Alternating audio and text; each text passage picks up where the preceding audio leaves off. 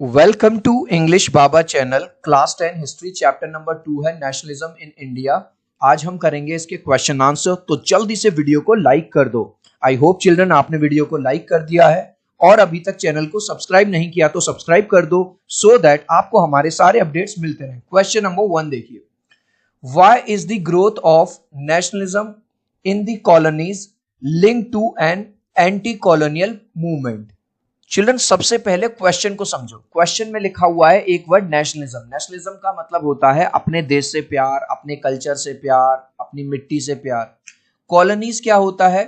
पुराने टाइम में जब एक कंट्री दूसरे कंट्री पे कब्जा कर लेता था तो उस दूसरे कंट्री को कॉलोनी कहा जाता था। जैसे ब्रिटिशर्स के टाइम पे 1947 से पहले इंडिया जो था वो क्या थी? हम जो है कॉलोनी थे ब्रिटिशर्स के। समझ में आ गया? यानी कि ब्रिटिशर्स का राज था इंडिया पे। अब इस चीज को समझो, ब्रिटिशर्स का एक फंडा था कि डिवाइड एंड रूल, मतलब इन लोगों को आपस में लड़वाते रहो, हिंदू मुसलमान करवाते रहो, इनकी यूनिटी भंग करवाते रहो और अपना आपस में राज करो। लेकिन अब लोगों को धीरे धीरे समझ में आ गया यार ये तो मजे मार रहे हैं। तो लोगों ने सोचा कि हमारे जो आपस के डिस्प्यूट हैं, चाहे हिंदू मुस्लिम है चाहे कुछ और है, उसको हम बाद में समेटेंगे, पहले इनको यहां से भगाओ। इस चीज को आप ऐसे समझो कि मान के चलो ब्रिटिशर्स जो है मच्छर है। क्या मच्छरों को अच्छा लगेगा कि काला हिट लगा दिया जाए? क्या ब्रिटिशर्स को अच्छा लगेगा कि ये सारे लोग यूनिटी में आ जाएं? नहीं। तो आंसर कैसे लिखेंगे? सबसे पहले देखो, हिस्ट्री में जब भी आप लिख रहे हो पूरा क्वेश्चन में से कॉपी करो। The growth of nationalism in the colonies link to an anti colonial movement, पूरा उसी में से बिकॉज ऑफ फॉलोइंग रीजंस। ये रीजन देती है। नंबर 1, ब्रिटिशर्स फंडा was divide and rule. Britishers की टेक्निक क्या थी कि इनमें फूट डालो, इनको लड़वाओ आपस में और आप खुद रूल करते रहो। But now Indian people came in unity against Britishers. लेकिन अब भारत वाले लोगों को समझ में आ गया था पहले इन विदेशियों को यहां से भगाना पड़ेगा, और वो लोग यूनिटी में आ गए। नंबर 2, दो there were conflicts religion wise. हालांकि ऐसा नहीं है कि उस टाइम पे हिंदू मुस्लिम नहीं था, उस टाइम पे थोड़ा कन्फ्लिक्ट नहीं था, थे, but the people of all the religion came together. लेकिन अब लोगों को समझ में आ गया यार, हिंदू हो, मुस्लिम हो, सिख हो, ईसाई हो, कोई भी हो, हम सब इसी देश के निवासी हैं, पहले हम सबको साथ में आना पड़ेगा। तो सारे लोग साथ में आए and join the movement against the Britishers, और ब्रिटिशर्स के खिलाफ जो विद्रोह है उसमें शामिल हो गए। इसी तरह से बस ये 2 पॉइंट लिखाओगे, आपको फुल मार्क्स मिल जाएंगे। Next question, how did the first world war help in the growth of national movement in India? First world war से भारत को नेशनल मूवमेंट में हेल्प कैसे मिली? देखो पहले समझेंगे। चिल्ड्रन, जब फर्स्ट वर्ल्ड वॉर हुआ था उसमें एक तरफ इटली, ऑस्ट्रिया, हंगरी और जर्मनी थे, दूसरी तरफ रशिया, फ्रांस और ब्रिटेन थे। क्या कहीं पे भी इंडिया है? आप कहोगे सर इंडिया तो है ही नहीं, इंडिया का तो कुछ लेना देना नहीं है। अब जो ब्रिटिशर्स थे वे बड़े चालाक थे, क्योंकि ये इन्होंने वर्ल्ड वॉर 1 में भाग लिया था, तो इन्होंने सोचा कि इंडिया तो हमारी कॉलोनी है, हम इस पर राज कर रहे हैं। तो हमारे जो हट्टे कट्टे जवान थे उनको जबरदस्ती रिक्रूट करने लगे। क्या करने लगे? जबरदस्ती, कि नहीं तुम जाओ और हमारी तरफ से लड़ो। तो पहला रीजन तो ये है। दूसरा, चिल्ड्रन, जब भी वॉर होता है, लड़ाई झगड़ा होता है, तो उसमें खर्चा बहुत होता है। उस खर्चे की पूर्ति करने के लिए इन्होंने क्या किया? जबरदस्ती और ज्यादा टैक्स बढ़ा दिया भारत के आम इंसान पे। अब जो रोजमर्रा की चीजें हैं वो और ज्यादा महंगी कर दी गई। अब क्या हुआ? अभी ये सारी दिक्कतें चली रही थी कि क्रॉप फेलियर हो गया, अब इतना कुछ हो गया कि पानी सर के ऊपर से चला गया। अब तो भारत वालों को समझ में आ गया कि अब तो इनकी बैंड बजानी ही पड़ेगी। तो सारे देखो, पहला पॉइंट लिखा, India had nothing to do with world war 1। देखो अभी हमने यहां पे समझा था ना इमेज से, ये वाली देखा और ये वाला देखा, कहीं पे इंडिया है? नहीं है। भारत का तो कुछ लेना देना था ही नहीं भाई, ठीक है। Yet the Britishers were forcefully recruiting Indian people to take part in World War 1। फिर भी जो ब्रिटिशर्स थे जबरदस्ती रिक्रूट कर रहे थे भारत के लोगों को, क्या करने के लिए? वर्ल्ड वॉर 1 में पार्टिसिपेट करने के लिए। पहला पॉइंट क्लियर हो गया। दूसरा पॉइंट, अब जब खर्चा बढ़ा तो भाई साहब हमारे आम लोगों पर जबरदस्ती जरूरत से ज्यादा टैक्स लगा दिया। Not only this but taxes were increase. इस यहां पे भी नहीं रुके, टैक्सेस बढ़ा दिए गए। Shortage of food took place, खाने की कमी हो गई। अब क्या हुआ? The people of India were angry and United against the Britishers. अब लोगों को इतना ज्यादा गुस्सा आ गया कि वो यूनाइटेड, एकता में आ गए, ठीक है, एक हो गए। किसके खिलाफ? ब्रिटिशर्स के खिलाफ। देयरफॉर, इसलिए अब पूरा का पूरा क्वेश्चन से वी कैन से हम कह सकते हैं the first world war helped in the growth of the national movement in India. मजा आ गया। क्वेश्चन से भी हम बहुत सारी चीजें ले सकते हैं। चिल्ड्रन, अगर आपको पहली बार हिस्ट्री आसान लग रही है, मजा आ रहा है, देखते ही याद हो रहा है, तो यार एक लाइक तो बनता है मेरी इस मेहनत के लिए। 3 तक काउंट करूंगा चिल्ड्रन, प्लीज वीडियो को लाइक कर देना। 1 2 3। आई होप चिल्ड्रन आपने वीडियो को लाइक कर दिया है, चैनल को सब्सक्राइब कर दिया। Thank you guys. Next question, why Indians were outraged by the Rowlatt Act. अब रोलेट एक्ट आने से भारत वालों का गुस्सा और ज्यादा क्यों बढ़ गया? चिल्ड्रन, अब क्या किया, अभी जैसा हमने देखा इंडिया के लोगों ने इनके खिलाफ मोर्चा चालू कर दिया, रैली चालू कर दी। अब अंग्रेजों को डर लगने लगा, यार ये तो सब यूनाइटेड हो रहे हैं। तो इन्होंने क्या किया, एक ऐसा एक्ट निकाला, ऐसा कानून निकाला कि जो भी सड़क पर प्रदर्शन करेगा अंग्रेजों के खिलाफ, उसकी ना कोई चार्जशीट बनेगी, ना कोर्ट कचहरी चलेगी, उसको डायरेक्ट जेल में बंद कर दिया जाएगा।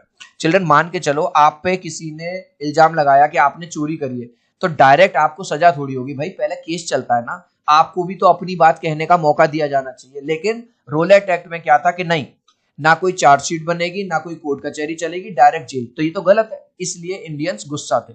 आंसर लिखेंगे, as per the Rowlatt Act any Indian taking part in political rallies. Rowlatt Act में यह था कि अगर कोई भी इंडियन पॉलिटिकल रैलीज में भाग लेता है अगेंस्ट ब्रिटिशर्स के खिलाफ, will be sent in jail for up to 2 years, लगभग 2 साल के लिए उसको जेल भेज दिया जाएगा विदाउट एनी कोर्ट ट्रायल। ये देख रहे हो, मतलब जांच भी नहीं करी जाएगी कि वो सच में शामिल था नहीं था, उसने कुछ गलत किया भी है नहीं किया ना, फिर भी। देयरफॉर के बाद Indians were outraged by the Rowlatt Act. मजा आ रहा है, सब एक एक चीज समझा रहा हूं आपको। Why did Gandhi ji decide to withdraw the non cooperation movement. Gandhi ji ने जो मूवमेंट शुरू किया था, नॉन कोऑपरेशन मूवमेंट, खुद ही उससे हाथ खींच लिया पीछे क्यों? अब गांधी जी जो है, गांधी जी चाहते थे हर चीज नॉन वायलेंस से हो जाए। गांधी जी को ऐसा लगता था जो अंग्रेज हैं ये प्यार से चले जाएंगे। अब मैं यहाँ पे ये तो कमेंट नहीं करूंगा कि ये सही था भाई, लात के भूत कभी बात से मानते हैं क्या? क्या आपको लगता है कि जो गांधी जी कहते थे कि नॉन वायलेंस से ये चले जाएंगे, मार पिटाई नहीं करनी किसी को, है? अब हुआ क्या कि गांधी जी के ये उसूल थे कि भैया नॉन वायलेंस, अहिंसा अहिंसा, हिंसा नहीं होनी चाहिए। एक बार भीड़ इतनी ज्यादा उग्र हो गई चौरी चौरा में कि भीड़ ने क्या किया, पूरे थाने को आग लगा दी, जिसमें काफी सारे पुलिस वाले मर गए। अब गांधी जी इस वाली बड़ी बात से बड़ा रुष्ट हुए कि भाई मैं एक तरफ बात कर रहा हूं अहिंसा की कि कोई खून खराबा नहीं होना चाहिए, और इधर तो उन्होंने नॉन कोऑपरेशन मूवमेंट से हाथ पीछे खींच लिए। Gandhi ji was follower of non violence के फॉलोअर थे, अहिंसा। But during non cooperation movement people set fire on one police station. जब नॉन कोऑपरेशन मूवमेंट चल रहा था, लोगों ने क्या किया, एक पुलिस स्टेशन में आग लगा दी, एंड मैनी पुलिसमैन डाइड, और कई सारे पुलिस वाले जल गए एज अ रिजल्ट। अब गांधी जी ने क्या किया, Gandhi ji decided to withdraw, पूरा का पूरा इसी में से लिख देना। Next, what is meant by the idea of satyagraha. अब ये भी गांधी जी का आइडिया था। अभी जैसा कि हमने बात की, गांधी जी ये चाहते थे सब चीज नॉन वायलेंस बड़े प्यार से हो जाए, खून खराबा ना हो, और हम सत्य के राह पे चलें। और गांधी जी का ये मानना था जो सत्य के राह पे चलता है उसे डरने की कोई बात नहीं है, सारे काम अपने आप होते जाएंगे। तो आंसर है, the idea of Satyagraha means truth and holding the truth, मतलब सच के साथ रहना और सच्चाई पे बने रहना। According to this, if we are right and truthful, अगर हम सही हैं और सच्चे हैं, we do not need to be violent against our enemies. हो सकता है आप में से बहुत सारे लोग इस वाली बात से अग्री ना करें, उनका ये कहना है कि अगर हम सच्चे और ट्रूथफुल हैं तो हमें किसी भी तरह की वायलेंस की जरूरत नहीं है। मतलब ये कहना था गांधी जी का कि अंग्रेज एक तरह से बिना मार कुटाई के, बिना सेक्रीफाइस के, बिना खून खराबे के बड़े प्यार से ये भारत को छोड़ के चले जाएंगे। मैं तो इस बात से अग्री नहीं करता हूं। और आगे देखो, चलो, we can win the battle without war through non violence. उनका यह मानना था कि हम वॉर को जीत सकते हैं बिना किसी लड़ाई झगड़े के, बिना किसी वॉर के, और वो भी नॉन वायलेंस से। Write a newspaper report on Jallianwala Bagh massacre. Jallianwala Bagh हत्याकांड में क्या हुआ था चिल्ड्रन? एक जनरल डायर ने मार्शल लॉ लगा दिया था। मार्शल लॉ यह है कि लोग सड़क पे बाहर नहीं आएंगे। अब हुआ यह कि भैया बैसाखी का मेला आया, तो लोग जलियांवाला बाग में बैसाखी का मेला सेलिब्रेट करने आ गए। हालांकि उनमें से कुछ लोग प्रोटेस्ट भी कर रहे थे, कुछ लोगों को तो यही नहीं पता था कि कुछ ऐसा कोई लॉ लगा हुआ है। भाई उस टाइम पे व्हाट्सएप, फेसबुक वगैरह तो थी नहीं कि सबके पास इंफॉर्मेशन पहुंच जाए। लोग तो बेचारे पीसफुली अपना आराम से सेलिब्रेशन कर रहे थे। जनरल डायर को गुस्सा आया, उसने सारे जो दरवाजे थे बंद करवा दिए और ओपन फायर करवा दी निहत्थे लोगों पे, जिनके पास कोई वो नहीं, जिसमें हजारों लोगों की जान चली गई। तो इसी को कहा जाता है जलियांवाला बाग मैसेकर। याद रखना, लास्ट में पूछूंगा किसने करवाया था, ये जनरल डायर ने। Jallianwala Bagh incident took place on 13 April 1999 में हुई थी। On that day a large crowd was gathered in Jallianwala Bagh. Jallianwala Bagh में बहुत सारे लोग इकट्ठे हुए थे। Some came to protest against the Britishers. कुछ तो चलो सचमुच में प्रोटेस्ट कर रहे थे ब्रिटिशर्स के खिलाफ। While some came to enjoy Baisakhi fair. कुछ लोगों को तो पता ही नहीं था, वो तो बैसाखी का मेला सेलिब्रेट करने आए थे। Many villagers were unaware of the martial law that had been imposed. और काफी सारे गांव वालों को यह भी नहीं पता था कि मार्शल लॉ लगा हुआ है, लोगों को सड़क पे एक साथ नहीं निकलना। Dyer entered the area. Dyer जैसे ही देखा वो गुस्सा आ गया उसको। Block the exit points. बाहर निकलने के सारे रास्ते उसने बंद करवा दिए। And open fire on the crowd. और क्राउड पे ओपन फायर करवा दिया, किलिंग 100, जिसमें हंड्रेड्स लोग, सैकड़ों लोगों की जान चली गई। नेक्स्ट क्वेश्चन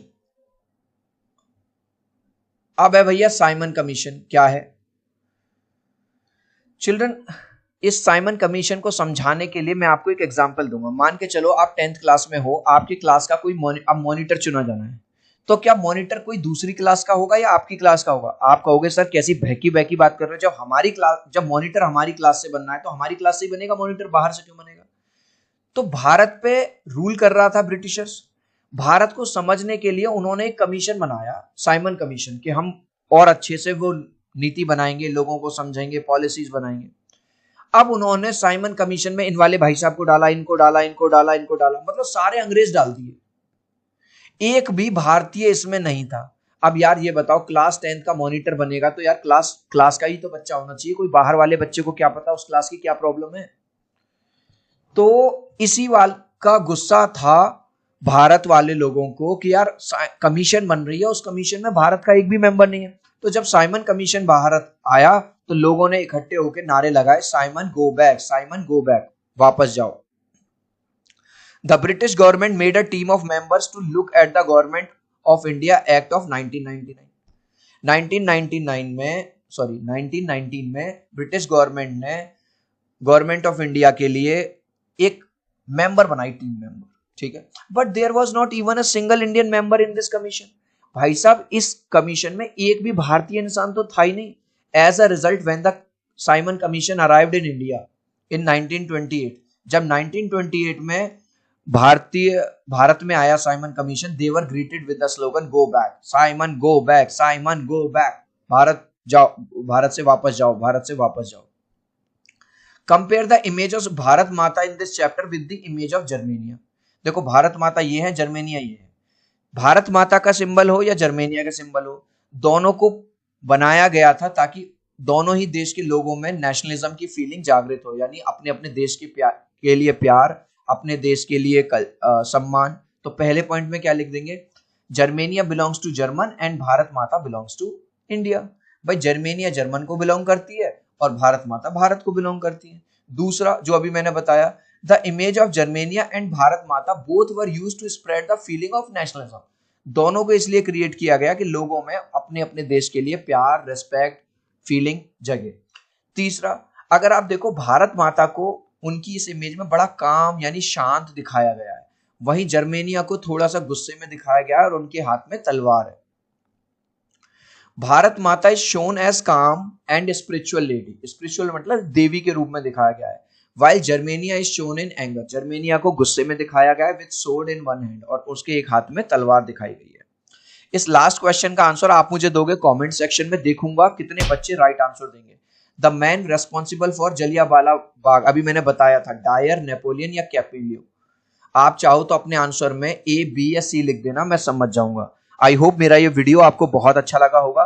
प्लीज वीडियो को लाइक कर देना, चैनल को सब्सक्राइब कर देना। अब हम मिलते हैं अगले वीडियो में, बाय बाय।